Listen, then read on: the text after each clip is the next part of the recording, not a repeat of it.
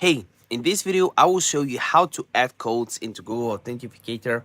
This works in 2024. It will work in 2025, 2026. Basically, a very simple tutorial. So if you're new, do not worry. Just hit the like button and let's start. The first thing you want to do is you want to have the Authenticator app. So you can just download it from the App Store or the Google Play Store.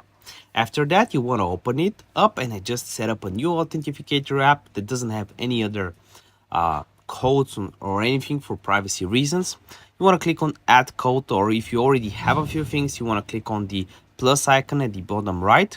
And personally, I prefer to click on scan code. So what I would do is just go and scan any code from a computer or something. So normally it's on the computer screen, and that's pretty much it. That's all you gotta do to actually have that set up. If this helped you out, make sure you hit the like button, hit the subscribe button, and if you still have any questions whatsoever, just comment down below and I would love to help you out. See you next video. Bye.